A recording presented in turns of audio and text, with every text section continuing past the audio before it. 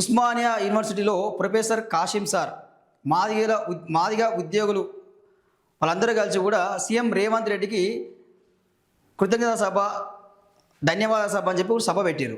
So మరి ఆ సభకు అందరూ ఆ మాదిగ వర్గానికి సంబంధించిన ఎమ్మెల్యేలు వచ్చారు. అంటే రాజనరసింహ వచ్చిండు, వేముల వీరసింహ వచ్చిండు, అడ్లూరు లక్ష్మణ్ వచ్చిండు, సీఎం రేవంత్ రెడ్డి వచ్చిండు. మరి మాదిగ రిజర్వేషన్ కోసం పోరాడిన 30 ఏళ్ళుగా పోరాటం చేసిన మందకృష్ణ మాదిగ మాత్రం రాలేదు. మరి కారణం ఏంది? ఎందుకు రాలేదు? నువ్వు విలువలేదా ప్రొఫెసర్ కాసిం గారు? మీరేమంటావు? మందకృష్ణ మాదిగలకి పెద్ద అన్న అంటావు. మాదిగల కోసం కొట్లాడిన ఒకే ఒక్క మునగాడు, ఒకే ఒక్క వ్యక్తి మందకృష్ణ మాదిగ అని చెప్పి చాలా సభల్లో నువ్వే మాట్లాడినావు కదా. సో మరి నేను ఎందుకు సభకు రాలేదు అని పిలవలేదు? అంటే ఎస్సీ వర్గీకరణ కోసం పోరాటం 30 ఏళ్ళుగా పోరాటం చేసిన మందకృష్ణ మాదిగకు సన్మాన సభ పెట్టకుండా ఈ రేవంత్ రెడ్డికి ధన్యవాద సభ పెట్టడం వెనుక కుట్ర ఏమున్నది? అంటే కారణం ఏంది? అంటే ఎవరిని మెప్పించాలి? ఎవరి మెప్పు కోసం మీరు పనిచేస్తున్నారు కాసిం గారు? సోయిండాలి కదా మీరు. మీరు ప్రొఫెసర్ అయ్యుండి ఈ తెలంగాణ సమాజానికి మీరు ఏం చెప్తున్నారు? మీరు అందరూ అనుకున్నారు, అప్పుడే తెలంగాణ రాష్ట్రంలో ఉన్న ప్రజలందరూ అనుకున్నారు, అయ్యా ఆయన రేవంత్ రెడ్డి ఒక అమ్మాయిని ప్రేమిస్తుండు, విద్య అనే అమ్మాయిని ప్రేమిస్తుండు అన్నప్పుడే అందరికి డౌట్ వచ్చింది, ఎక్కడో తేడా కొట్టింది. అయ్యా ఆయన కొంప ముంచుతారా నాయన అని చెప్పి అప్పుడే అనుకురు. తెలంగాణలో ఉన్న మేధావులు, విద్యార్థులు, ప్రజా సంఘాలు అప్పుడు అందరూ అనుకురు. అంటే ఎవరి కోసం అండి మీరు పనిచేస్తున్నది? ఎవరి మెప్పు కోసం? అసలు నాకు అర్థం కాదు. ఒక పక్క నిరుద్యోగులు ఉద్యమాలు చేస్తారు, మాకు ఉద్యోగ నోటిఫికేషన్లు వేయాలని చెప్పి. అరే వాళ్ళ కోసం మీరు మద్దతు తెలపరు. ఆ కోదండరామరెడ్డి ఎక్కడ పోయిండు? కాసిం మీరు ఎక్కడ పోయారు? వాళ్ళకు మద్దతుగా నిలుస్తలేరు. వాళ్ళు ఒక పక్క రోడ్డు మీద పడి ఉద్యమాలు ధర్నాలు చేస్తున్నారు, మరో పక్క చూసుకుంటే వాళ్ళు ఆత్మహత్యలు చేసుకుంటా ఉన్నారు. అసలు మీరు స్పందించిర్రా? కలిసిర్రా? మాట్లాడిర్రా? కొంచెమన్నా సోయిందా మీకేమన్నా? మీరు మళ్ళీ మీ మేధావులము, తెలంగాణ మేధావులం అని చెప్పుకుంటారు.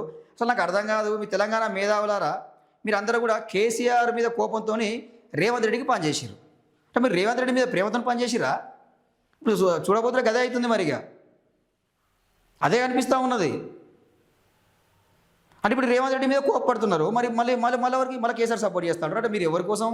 అంటే మీ స్వలాభాల కోసం మీరు ఉద్యమాలు చేస్తున్నారా? మీ స్వలాభాల కోసం మీరు మాట్లాడుతున్నారా? ఈరోజు తెలంగాణలో చూస్తే మొత్తం పేదల ఇల్లు ఊల్చేస్తూ ఉన్నాడు. మరో హిట్లర్లో మారిపోయిండు రేవంత్ రెడ్డి. పేదల ఇల్లు ఊల్చేస్తూ ఉన్నాడు. ఇక్కడ నిరుద్యోగులకు ఉద్యోగ నోటిఫికేషన్ లేవు. ఇప్పుడు రైతులు ఎదురు చూస్తూ ఉన్నారు రైతు భరోసా కోసం. అసలు రైతు భరోసా నిధులు ఇంతవరకు విడుదల చేయలేదు.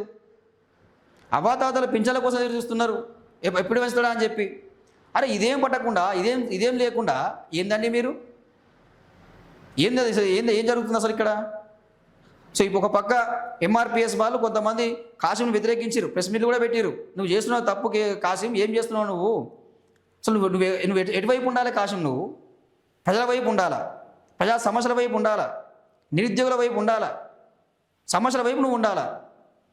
అది వదిలేసి మళ్ళీ రేవంత్ రెడ్డి అడుగులకు మడుగులు వస్తాంటే ఎట్లా? ఇది మాత్రం కరెక్ట్ కాదు. మీరు చేస్తున్న ప్రయాణం కరెక్ట్ కాదు, చాలా తప్పు ఇది. సరే మేము ధన్యవాద సభ పెట్టుకోవడం మేము వ్యతిరేకిస్తలేము. ఇక్కడ విషయం ఏంటంటే గత 35 ఏళ్ళుగా పోరాటం చేసిన మందకృష్ణ మాదిగని అవమానించినవు, దాన్ని మేము వ్యతిరేకిస్తున్నది. నువ్వు కూడా మాదిగజాతి బిడ్డవే కదా, మరొక మాదిగజాతి బిడ్డను ఎట్లా అవమానిస్తావు నువ్వు? ఇది అవమానంగా చూస్తుంది తెలంగాణ సమాజం. బరాబరి అవమానించినావు నువ్వు. అంటే నీ స్వలాభం కోసం, నీ ప్రయోజనాల కోసం మాత్రమే మీరు రాజ్యం వైపు పోతారా? ఇది మీది. అంటే ఇన్ని రోజులు మాట్లాడే మాటలు బొక్కిన బొంకులని ఉత్తమాటలే కదా, అన్ని కథలే కదా. స్పష్టమవుతుంది. అంటే మేధావులారా మీరు ఎటువైపు ఉన్నారో ఈరోజు తెలంగాణ ప్రజలకు అర్థమైపోయింది. అంటే మీకు పదవులు ఇస్తేనేమో ఇక పొగుడుతారు, ఇక లేకపోతే తిడతారు. ఇదా? అంటే తెలంగాణ ప్రజల వైపు ఉన్నారా మీరు? గమనిస్తారు ప్రజలందరూ కూడా, ఎవరు ఎలాంటి వారు, ఏ నాయకుడు ఎలాంటి వారు అన్నీ కూడా గమనిస్తూనే ఉన్నారు, చేస్తూనే ఉన్నారు. సో ఏదో ఒక రోజు ఖచ్చితంగా బుద్ధి చెప్తారు ప్రజలు. ఎప్పుడు ఎట్లా ఎవరికి ఎలా బుద్ధి చెప్పాలో ప్రజలకు తెలుసు, ఎవరిని కాపాడుకోవాలనో ప్రజలకు తెలుసు, ఎవరికి బుద్ధి చెప్పాలనో ప్రజలకు తెలుసు. అన్నీ గమనిస్తూనే ఉంటారు వాళ్ళు.